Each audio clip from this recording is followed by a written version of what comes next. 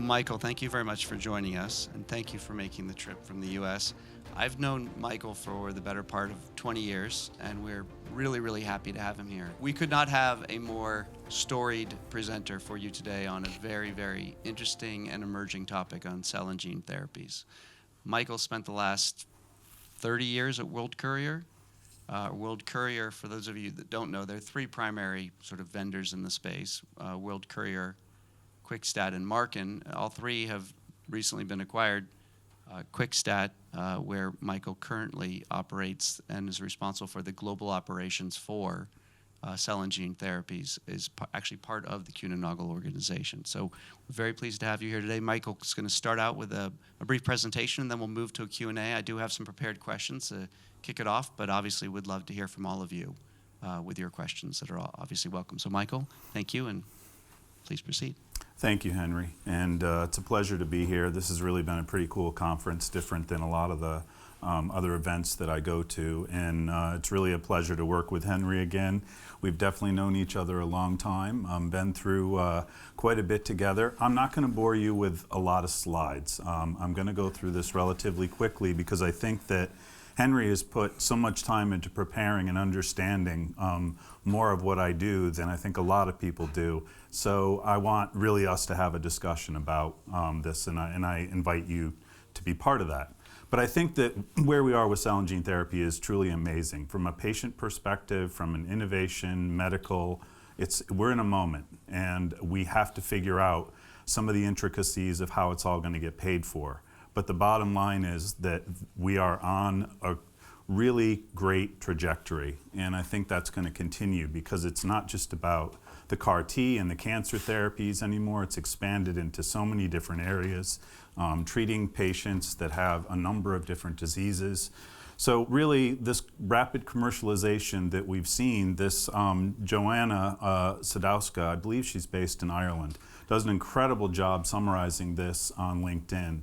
And she updates it, and really none of us can keep track of these approvals. They're coming fast and furiously, but I love the way she summarized it. There's a bunch of really great stuff out there when you dig into some of the details. But there is a lot to this, and I'll show you some examples. The meat of what I really want to talk about before I start the discussion with Henry is really about how different it is from a standard supply chain and where those high cost of failures come in and what mitigations and what contingencies we can put in place to combat those. So this is just a really quick snapshot of what the supply chains look like. The first one is autologous, which is really the cells are extracted directly from that patient, and then that's what the drug is produced from. The other is based on donor materials. So they're not exactly to a T to every time exactly how it's going to look, but basically you're going to have a draw on the autologous side from the patient, and that draw will be extremely important. It could be tissue, it could be a tumor, it could be a number of things that are extracted from that patient, it could be a child. Chances are you're not going to have a second chance to extract. Some of these are one-shot deals. Some of them are maybe 2 or 3 treatments. So there's a cycle that happens after that initial draw at the treatment center. You're shipping to a manufacturing location. They manufacture the product, ship it back, and then there's different temperatures involved in both of those legs, which I'll get into in a little bit more detail. Allogeneic is similar in that it's really critical that the right drug gets to the right patient because there has been a donor and a matching process that's involved depending on the therapy. But those shipments go back also cryopreserved typically. But this is really what I wanted to show you. When I really started to think about this and try and show this in a graph, I couldn't come up with a prettier way because it's a little bit ugly. But the bottom line is that for the autologous supply chain, we have to provide packaging. The treatment centers don't have the capacity or the wherewithal or the interest to store packaging, and especially when it needs to be conditioned. So this is a big part of the process. If we don't have the packaging at the treatment center at the right time, then the whole entire chain after that can fall down. So that's a big part of what we focus on, and we ship that to the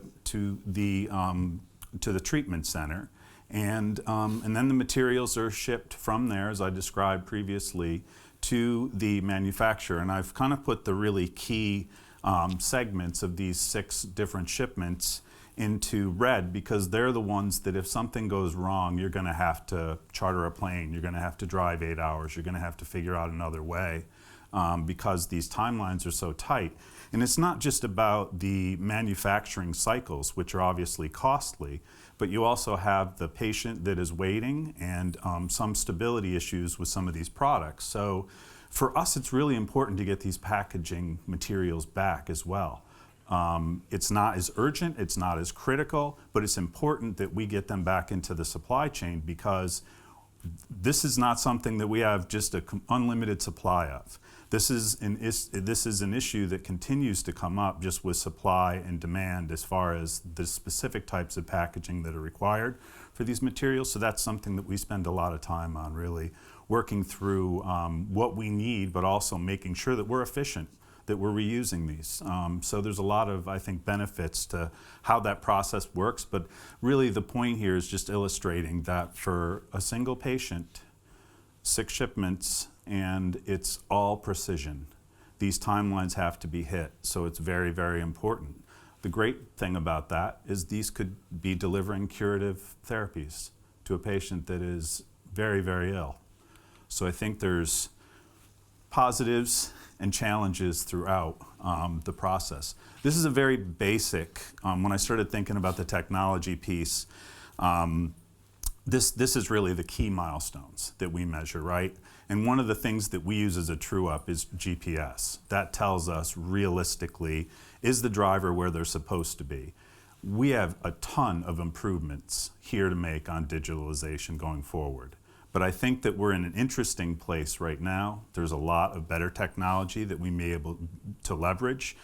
Part of the journey, this doesn't take into account everything, but my key point on this slide is just to say if anything breaks down in the middle, we do have to figure out, is there a way to enact a contingency plan, because the customer is going to be expecting it, the patient is going to be waiting. So we have to make sure that this is something that's thought of and planned in advance and agreed in advance. Nobody wants to charter a plane if it's not planned, but it happens, right? And it happens for good reason. If you're treating somebody with a therapy that's worth $1 million, you have to consider, what is it going to take if something goes wrong, right? So I think these are the scenarios realistically that we're in. And how scalable is all this, right? So the allogeneic model will be a much more scalable solution longer term. Science isn't quite there, it's coming. So I have total faith in all of this working and working very well. Temperature results are another key part of this. They're part of the milestone, and really something in my mind we should be tracking throughout the journey, and not only tracking but communicating throughout. So just to wrap up before Henry and I chat, I think the key for me, and I think that it was Guy in the last segment that mentioned this, the supply chain precision within this sector now is prioritized right alongside of patient care and manufacturing. That's huge, because it's no longer under the radar. It's right out in front, it's critical. Even in investment briefings, you see supply chain mentioned, whether it's a vulnerability, a scalability concern. So this is something that's very much on the forefront. So I'll conclude there, and I'll ask Henry to fire away. One of your introductory comments was around the volume of shipments. You talked about up to 6 shipments for a particular treatment. This whole 2 days has all been about digitalization and the flow of information around the movement of goods, or maybe the flow of information that either precedes, accompanies, or maybe even follows the flow of goods. Could you talk a little bit about sort of what type of information transaction flows are required to ensure this product quality, patient safety, to ensure these incredibly tight delivery timelines? Yeah, the temperature is paramount, but so is the timing. So those milestones that I illustrated, when the shipment's picked up, when it's delivered, but then the flight segments in between, we're tracking those throughout the process. So again, if anything breaks down during that process, we need to have visibility. Pardon me.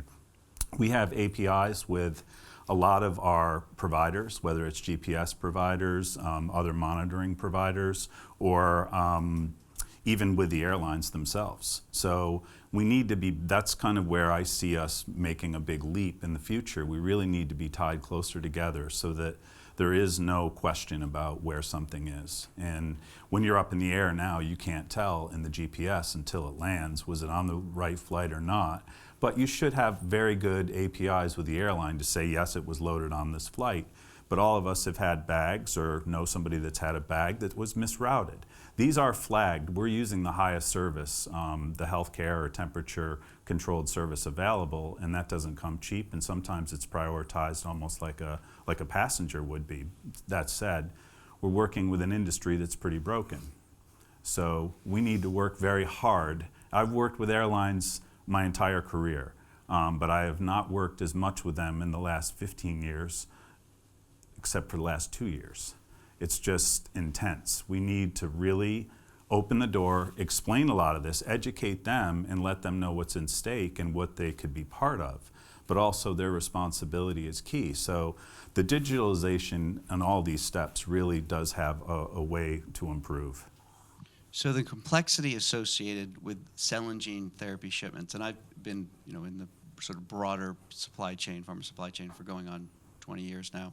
It just sounds so incredibly complex. One of the things you and I talked about was these shipments have very tight delivery windows, and quite often they're going to sort of unique treatment centers where they actually need to be hand delivered to maybe the nurse or the clinician that's actually going to be involved in the administration of, to the patient.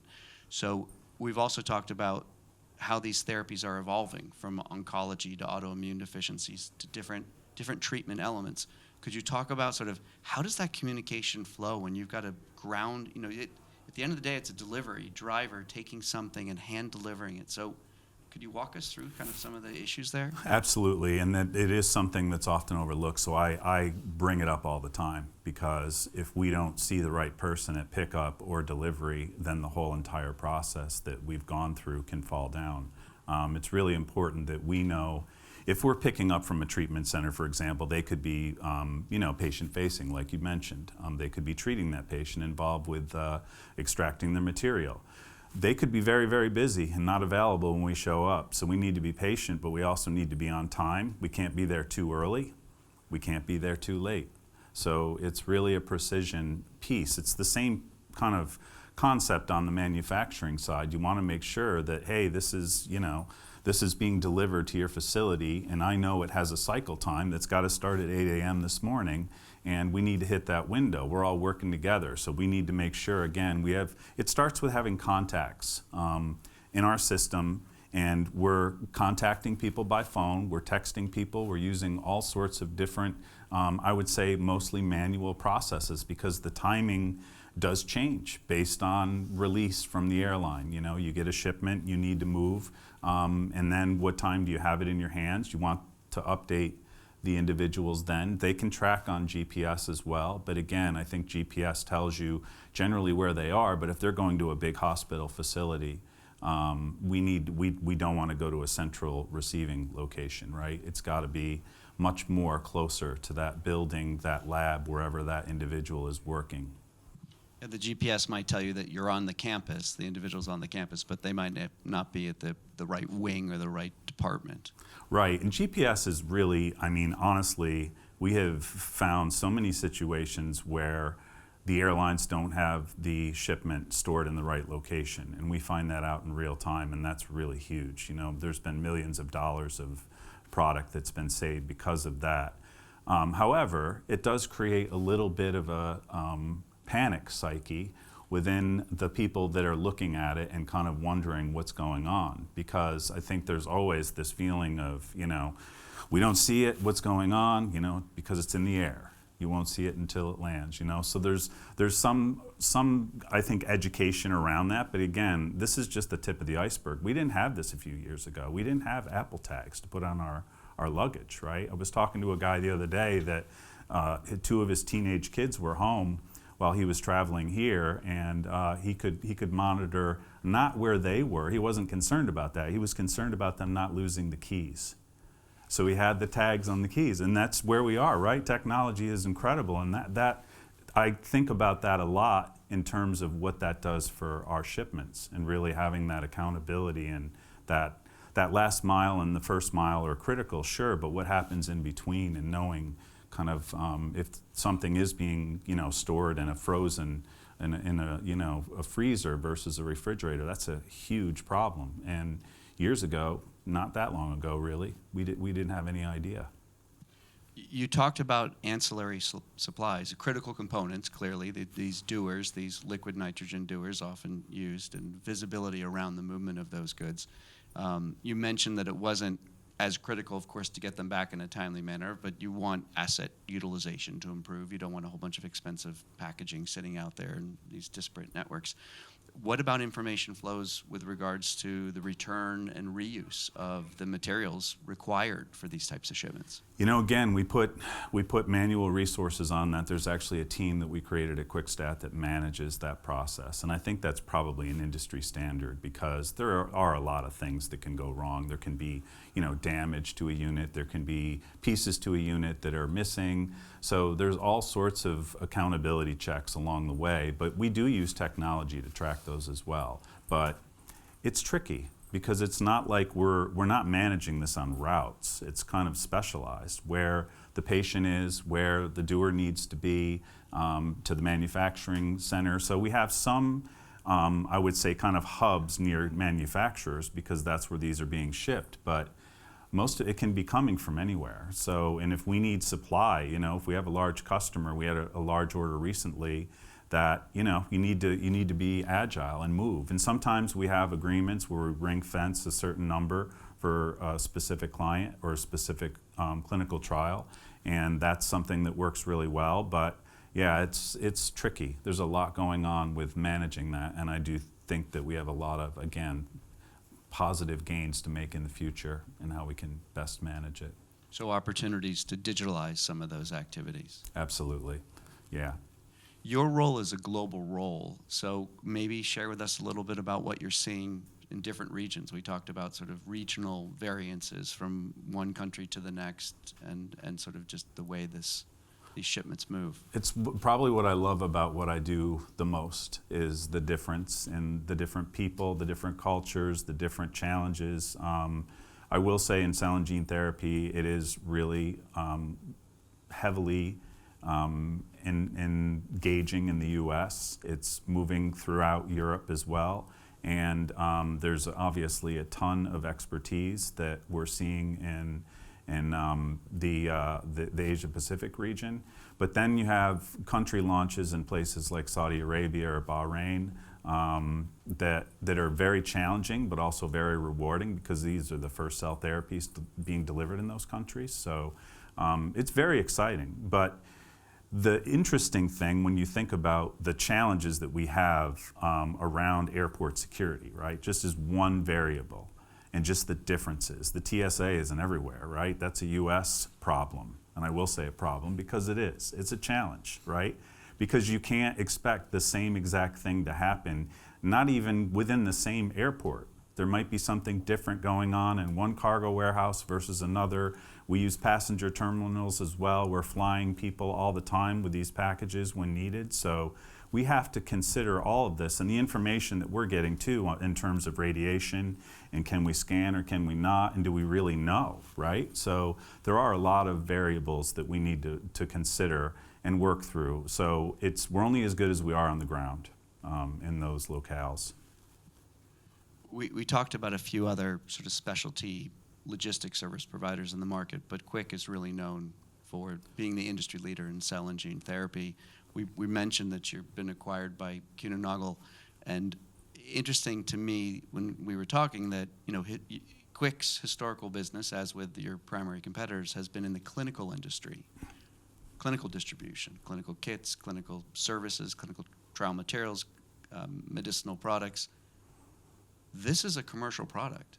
This is different.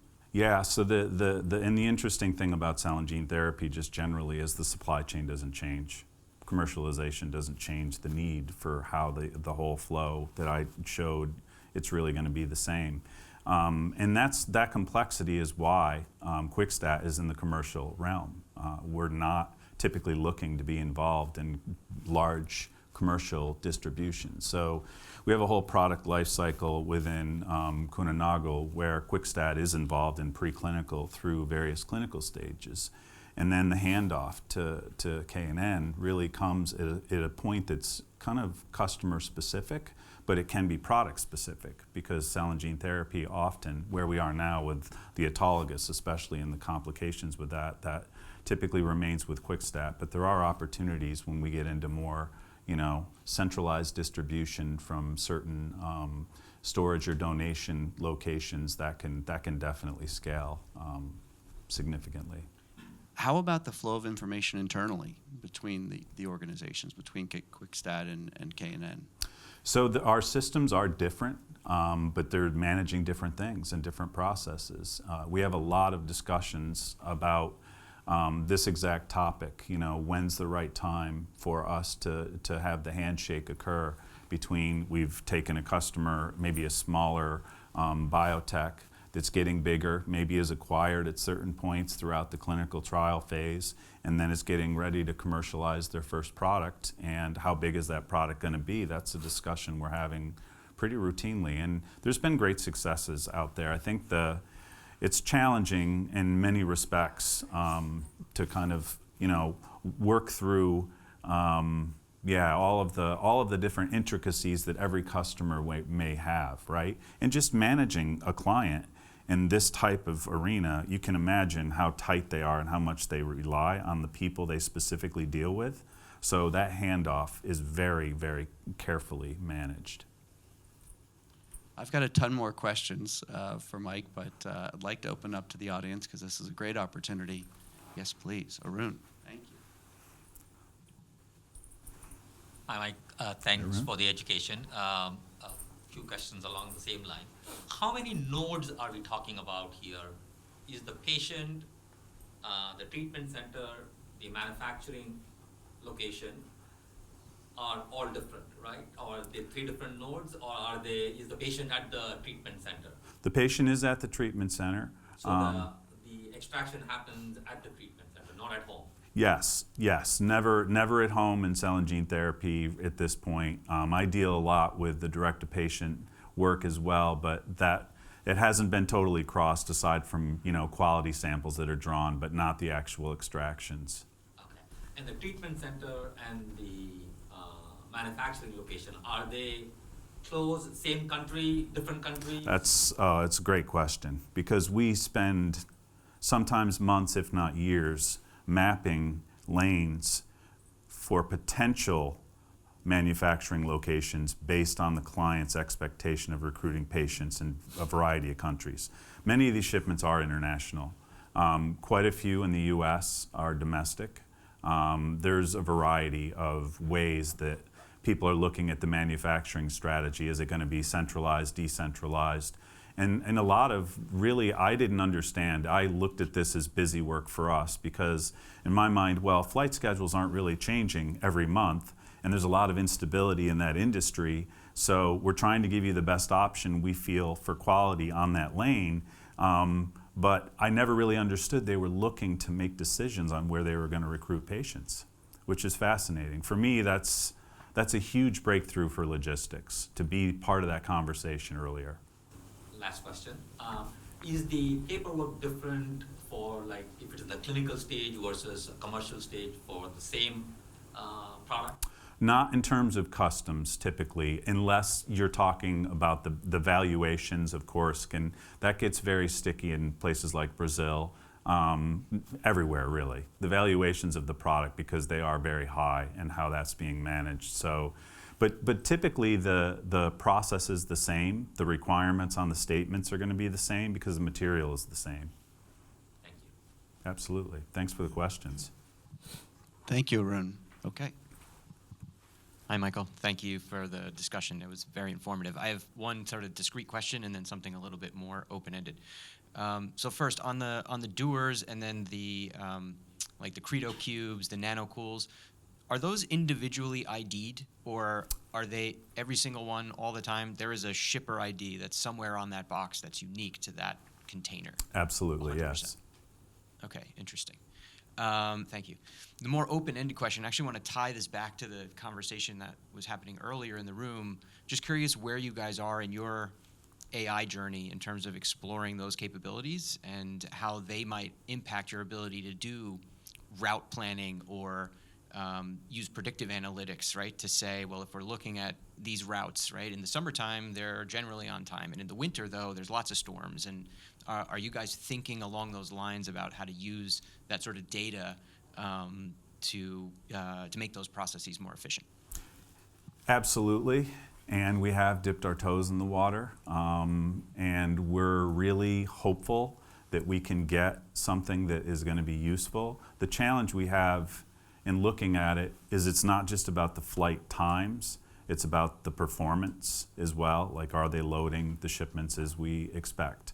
And then beyond that, we also have to consider kind of I would say it's more of the variations or the instability in the scheduling. So I think it's very clear to me now, traveling quite a bit over the last year, that they're filling up the planes. They're not really flying planes anymore that aren't pretty much up to capacity, right? So they're doing some things on their end, but they are canceling flights when capacity isn't where they expect. So it's kind of hard for me to envision us looking at the passenger side of this, but we may have to. But your question is a great one, because that, in my view, if we could solve the questions around the performance, and again, have to take the different services that the airlines provide as well into that equation. It gets trickier when you really get into the weeds on it, but that could be a hugely powerful tool. If we could solve that, that would be just unbelievable. So, but yeah, that's that, in my view, that's the primary focus in our specific swim lane at QuickSTAT, where that's so important to us right now. Because if there's an issue, there's nothing worse than having to deal with trying to get a shipment back, and then in bad weather or whatever the situation might be, having somebody drive a ton of miles, or trying to charter a plane, whatever we can possibly do. So it's a really great question. We're exploring that quite significantly. I was going to say the same, Mike. It is a great question. If you think we could use that industry-wide, couldn't we? Because it's not specifically relevant to cell and gene therapy, like. Only because the transit time, like the half-life of a fresh blood product, maybe you got 24 hours. So you could see like, whoa, why would an Amazon be doing that? But your T-shirt or your calculator, it's not going to expire because it got there a day late. And sorry, I'm giving a talk also later this afternoon in the cell and gene therapy space. So. No, it's a great question. I'm glad you brought it up. Yeah, the shipper ID thing is interesting too, because sorry, not to sort of dominate. We can totally catch up later if we want, but saying there's no shipper ID. And I just found that surprising that there wasn't one. And I know they're using one of the sort of premier containers, and so that I wanted to sort of validate that with you. And I mean, this is a large pharmaceutical manufacturer telling me there's no ID on the shipper. And I'm wondering why they're saying that, because it just doesn't, I'm not there in the room, so I don't have Right. a box on my lap, but Right. it just doesn't seem logical, because they're not cardboard boxes that you cut up and throw away afterwards, right? So. Yeah, the ones that we own, and I frankly don't know how much the manufacturers do and how much that varies versus what we do internally. So it could be a situation where we're managing that on our own, but we do track them individually and they're, yeah. So my name is Swanan, and I'm the product manager for Mint. So I just want to understand from your standpoint of view, like how the cell and gene therapy, like can you give one example, like how it is working right now, and how Mint can solve your problems, like some of these delays and all that. So how the Mint can solve that particular problem in your case? Can you just explain quickly about that? Yeah, sure. I mean, I think that for me, it's been really great to be here this week to hear kind of where you guys are. And I don't know all the answers to what you can do to help us solve it, but I can tell you all the problems that we face and all the challenges that we face. And really, it's just an unforgiving supply chain. We cannot fail. And it's something where if something goes wrong, I think our biggest problem, and we've heard it throughout the week, is communication has to be faster than ever, right? So we're using multiple tools, and sometimes those tools can trip us up because we're managing so many different things. So I think that if we could somehow streamline this and look at specifically what needs to happen. Well, this needs to get on this flight, and we need to make sure that it's on that flight, and that when it arrives, we know that it's there. So anything that breaks down in that process is hugely critical. It's the same thing with the first mile and the last mile, which are hugely important as well. We need to make sure that there is communication, and if we can't find the person we're looking for, we need to have backup folks, and we have to have accountability, right? And sometimes things get delayed. Patient treatments and prep can take longer than anticipated. Schedules, get out of whack. So we just have to have better communication between us and everybody that we're working with. Seems kind of fundamental in a way, but I think the intricacies of the challenge that we face on the pickup and delivery side, I can't overstate enough. And frankly, we load a ton of instructions on our drivers as well, because it's different every time. It's not going to be the same exact person every time we go to Stanford or wherever we're picking up, right? It's going to be different. And so we need to make sure that we're really clear about it per shipment. And there's going to be likely very detailed instructions about that day, what's going to happen in that instance. So it's a little tough to manage because I can't think of a way to just say, okay, it's all standardized. That's one of the problems we have in the industry as well. There's a lot of processes that our customers are kind of digging into and kind of doing one way versus another way. And we have our opinions on what we think is the best way based on our own experience, and we'll share that more forcefully than we used to, just because we feel like there has to be some commonality because we're just doing things so differently for each shipment that it can cause problems for us to execute. Just a quick one on the data privacy aspect for the patient. Knowing that now you have more and more direct-to-patient cases with the rise of decentralized trials, similarly with cell and gene therapy, how do you envision that complexity? So the complexity that we manage with direct-to-patient is definitely unique in that we have a blinding capability within our system. So if we know that it's going to a patient's home, we can blind the consignee specifically on that trial, that project, every time. So we can see it internally. It's never going to be published in tracking websites. It's never going to be shared externally. So that's just a fundamental logic that we created. But there's been more and more questions around some of the chain of identity and chain of custody identifiers and whether that constitutes patient information or not. We can blind that as well. But I think we have to have pretty clear directives, and we also have to really think about the informed consent process, particularly with trials, because that's something that we're getting approval to go to that patient's address and know who that patient is. We're not marketing anything with that information. Once that transaction's done, that's disposed of. That's not data that we're going to be keeping or using. So it's a really great question and something I've spent a ton of time on. I could talk for another hour about that subject alone.